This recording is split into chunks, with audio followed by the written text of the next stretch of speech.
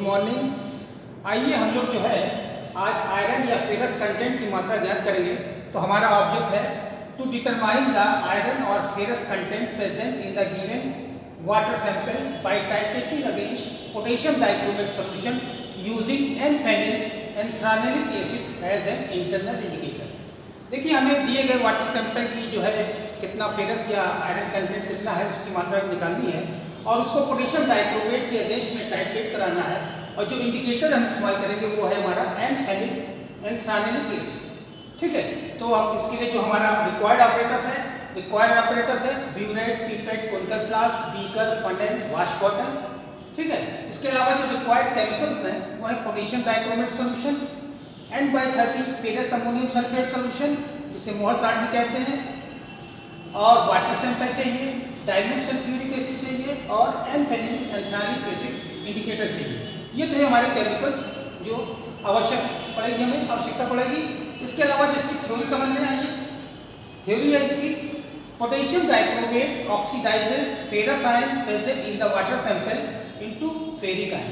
देखिए जब हम पोटेशियम डाइक्रोमेट से वाटर सैंपल को टाइट्रेट कराते हैं तो वाटर सैंपल में जो फेरस आयन है वो क्या होती है, ऑक्सीडाइज होने लगती है और ऑक्सीडाइज होकर के ferrous ion oxidises into ferric ion. और क्रोमियम का क्या होता है, रिडक्शन होता है। Chromium reduces from Cr+6 to Cr+3। क्योंकि इसमें ऑक्सीडेशन और रिडक्शन दोनों हो रहा है, therefore this titration is known as redox titration. Okay, अब इसमें देखिए ferrous is oxidizing to ferric ion, ये जो है ऑक्सीडेशन हो रहा है और ये जो क्रोमियम जो है कॉम्प्लेक्स आयन फॉर्म में है और इसका रिडक्शन हो रहा है Cr2O7-2 से। इसका जो है ऑक्सीडेशन नंबर +6 है तो और इसका ऑक्सीडेशन नंबर +3 है, तो Cr+6 to Cr+3 में हो रहा है और इसको बैलेंस कर दिया आपने तो इसमें देख रहे हैं आपके रिडक्शन हो रहा है।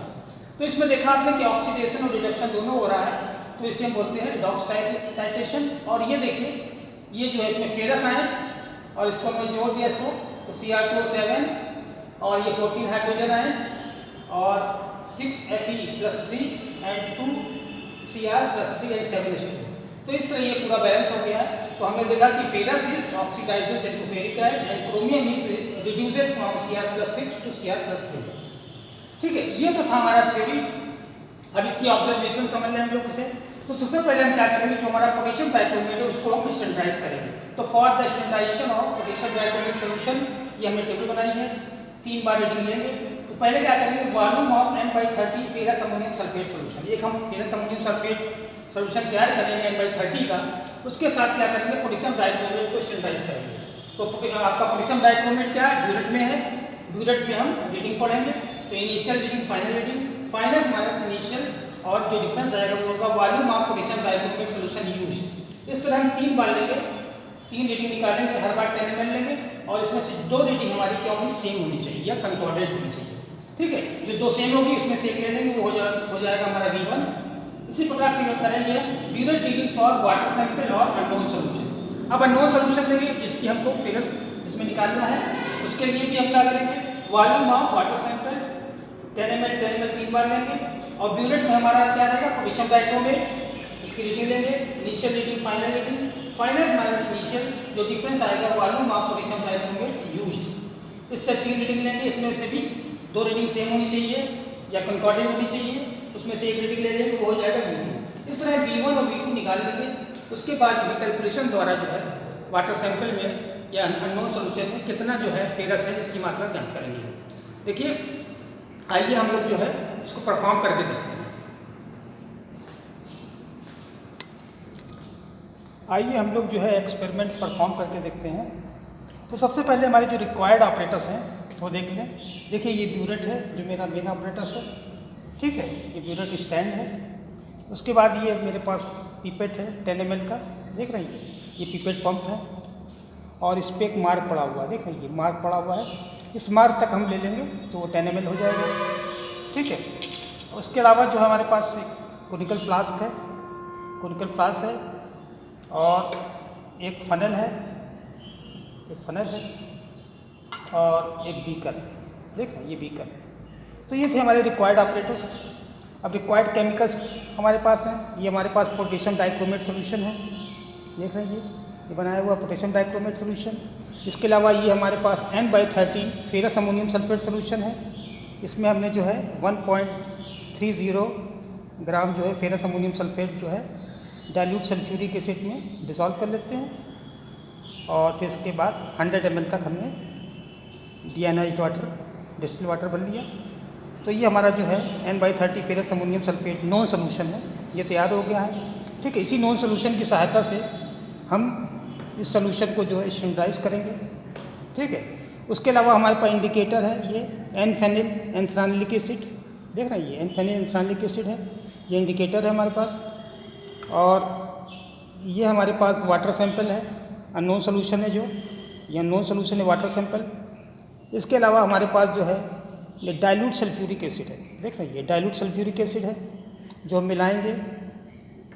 ठीक है, तो इस तरह हमने दिखाई, ये हमारे पास जो थे सोल्यूशन थे। अब सबसे पहले काम करेंगे, ऑपरेटर्स को अच्छी तरह डिस्टिल वाटर से साफ़ कर लेंगे। साफ़ करने के बाद ब्यूरेट में हम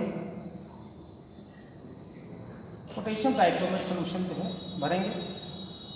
इसको भरने के लिए हम फनेल लगाएंगे और ब्यूरेट में पोटेशियम डाइक्रोमेट सोल्यूशन है। इनिशियल रीडिंग हमारी 0 है, हम 0 से स्टार्ट करेंगे और हमने इसको 0 से थोड़ा ऊपर ले लिया है। भरने के बाद फनेल निकाल दिया हमने। फनेल निकालने के बाद इसको हम 0 पे लाएंगे। 0 पे लाने के लिए अब इसको हम धीरे धीरे खोलेंगे, तो ये धीरे धीरे 0 पे आ रहा है और इसका जो है हमने 0 पे लिया है। ठीक है, इससे हमने ब्यूरेट में जो है पोटेशियम डाइक्रोमेट सोल्यूशन ले लिया है। अब हमको सोल्यूशन को स्टैंडर्डाइज करना है। स्टैंडर्डाइज करने के लिए हमने एक नॉन सोल्यूशन तैयार किया है N/30 ferrous ammonium sulphate solution. ठीक है, इसको क्या करेंगे, एक पीपेट की सहायता से, ये पीपेट है हमारा 10 ml नाम, हमने जो है पीपेट की सहायता से 10 ml इसको पीपेट की सहायता से लेके, देखें धीरे धीरे पीपेट में आ रहा है, ये देखें ये धीरे धीरे पीपेट में जा रहा है।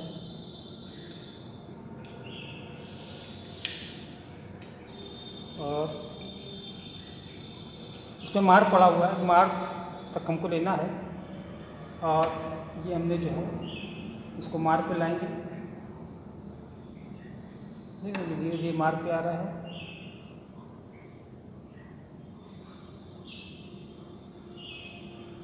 मार्क पे आ गया। और उसके बाद इसको हम कोनिकल फ्लास्क में ट्रांसफ़र करेंगे। ये धीरे धीरे कोनिकल फ्लास्क में आ गया।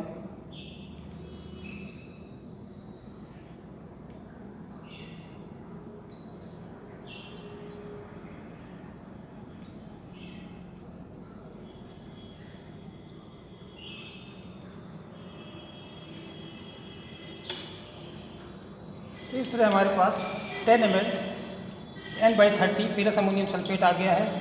अब इसमें क्या करेंगे, लगभग हाफ टेस्टी जो है dilute sulphuric acid, dilute sulphuric acid हमारे पास, क्योंकि एसिडिक मीडियम में ही इसमें रिडॉक्स टाइट्रेशन रिडॉक्स रिएक्शन होगा, क्योंकि ऑक्सीडेशन और रिडक्शन दोनों जो है एसिडिक मीडियम में होता है। तो इसलिए इसमें लगभग हाफ टेस्ट ट्यूब हमने 5N-H2SO4 ले लिया, 5 नॉर्मल H2SO4 सोल्यूशन ले लिया है और इसको हम हाफ टेस्ट ट्यूब उसमें सल्फ्यूरिक एसिड मिला देंगे। मिलाने के बाद अब इसमें हम इंडिकेटर का इस्तेमाल करेंगे। इंडिकेटर है हमारे पास N-फेनिल एंथ्रानिलिक एसिड, इसकी जो है लगभग 5 ड्रॉप्स इसमें मिलाएंगे।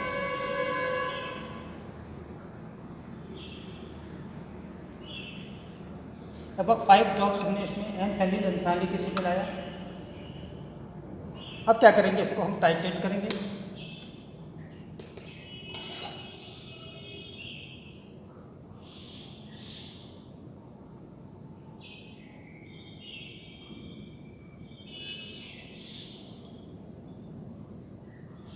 टाइट्रेट करते रहेंगे। नज़र हमारी कॉनिकल फ्लास्क पे ही होनी चाहिए, क्योंकि पहले ये लाइट ग्रीन आएगा और धीरे धीरे ये क्या होगा कि ऑक्सीडाइज होता रहेगा और एंड पॉइंट पे हमें पर्पल कलर प्राप्त होगा। ये धीरे धीरे लाइट ग्रीन कलर आ रहा है, रिएक्शन हो रहा है, और जैसे ही हमें पर्पल कलर मिलेगा वही हमारा एंड पॉइंट होगा। इस तरह जो है ये रिएक्शन हो रहा है और धीरे धीरे इसका कलर जो है पर्पल हो रहा है, देख रहे हैं। और ये लगभग हो गया है। अब इसको हम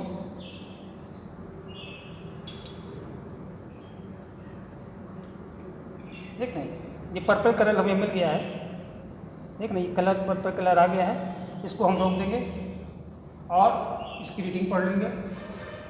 रीडिंग हमने नोट कर लिया, रीडिंग नोट कर लेते हैं।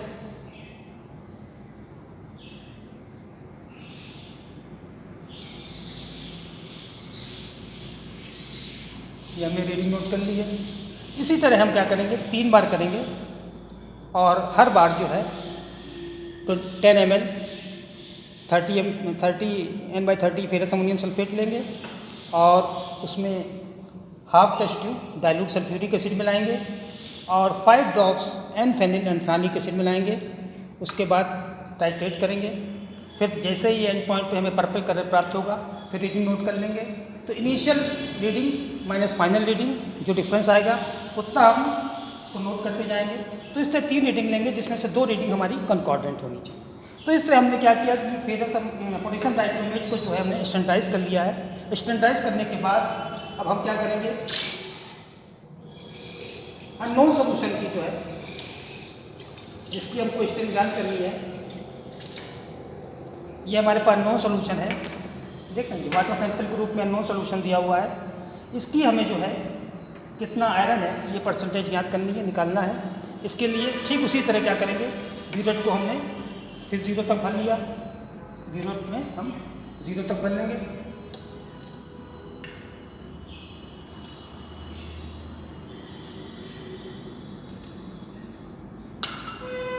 भरने के बाद जो है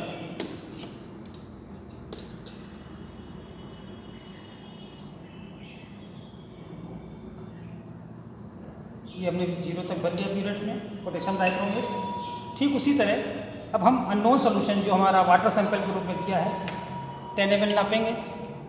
उसी तरह जैसे अभी हमने N/30 फेरस अमोनियम सल्फेट नापा था 10 ml। फिर हम पीपेट की सहायता से, ये हमारा अननोन सोल्यूशन है, इसी में फेरस की मात्रा या आयरन की मात्रा हम ज्ञात करेंगे।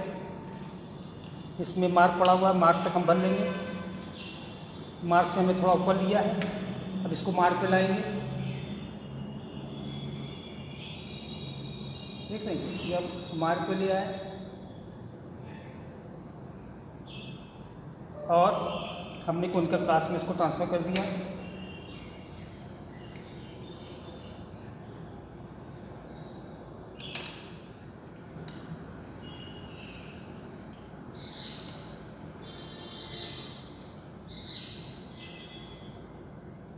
इस तरह जो है 10 ml अननोन सोल्यूशन जो है ये कॉनिकल फ्लास्क में आ गया है। ठीक है, अब इसमें क्या करेंगे, हाफ टेस्ट ट्यूब जो है dilute sulphuric acid 5N normal का है, हाफ टेस्ट ट्यूब मिलाएंगे।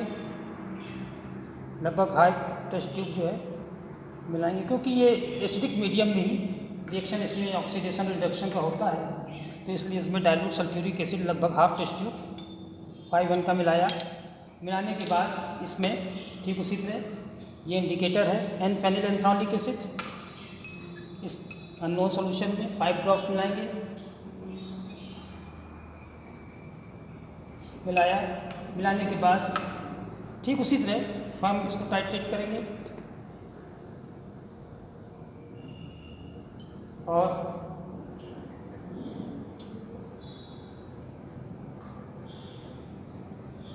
नज़र हमारी कॉनिकल फ्लास्क पे होनी चाहिए कि जैसे ही इसका कलर पर्पल कलर आएगा हम इसको रोक देंगे। तो ये लगभग पर्पल कलर आ गया है और इसको हम रोक देंगे।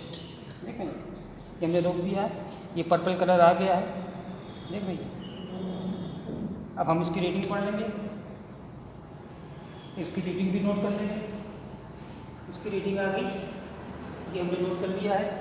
तो इस तरह हम 3 बार करेंगे, फिर इसको फेंक देंगे। फेंकने के बाद फिर हम अननोन सोल्यूशन लेंगे 10 ml और उसमें half test tube dilute sulphuric acid मिलाएंगे और 5 ड्रॉप्स एन फेनिलएल्फानिक एसिड मिला के टाइट्रेट करेंगे और इस तरह इनिशियल रीडिंग और फाइनल रीडिंग में से डिफरेंस निकाल करके कितना हमने पोटेशियम डाइक्रोमेट यूज़ किया है वो रीडिंग नोट करते जाएंगे। तो इस तरह 3 रीडिंग इसकी लेंगे नॉन सोल्यूशन की और 3 रीडिंग आपकी non solution 1/30 ferrous ammonium sulphate की लेंगे। उसके बाद रीडिंग नोट करने के बाद फिर हम कैलकुलेशन द्वारा ज्ञात करेंगे कितना जो है आयरन अननोन सोल्यूशन में है। तो आइए हम लोग कैलकुलेट करके देखते हैं।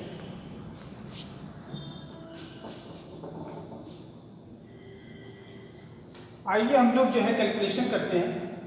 ये हमारा ऑब्जर्वेशन है for the standardisation of potassium dichromate. देखिए सबसे पहले हमने पोटेशियम डाइक्रोमेट को जो है स्टैंडर्डाइज किया था, तो इसके लिए हमने 10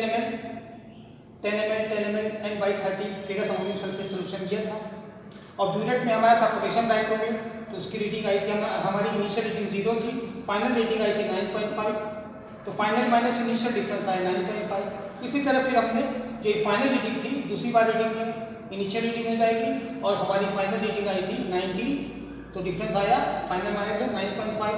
इसी तरह तीसरी बार लिया 90 से हमारी आई 28.4, इसका डिफरेंस आया 9.4।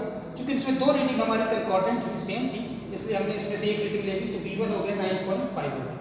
तो इस पर हमने जो है स्टैंडर्डाइज कर दिया पोटेशियम डाइक्रोमेट को। अब हम क्या करेंगे, burette reading for water sample और अननोन सोल्यूशन। अब हमने 10 ml 3 बार अननोन सोल्यूशन लेंगे 10 ml और उसके बाद ब्यूरेट में हमारा पोटेशियम डाइक्रोमेट है।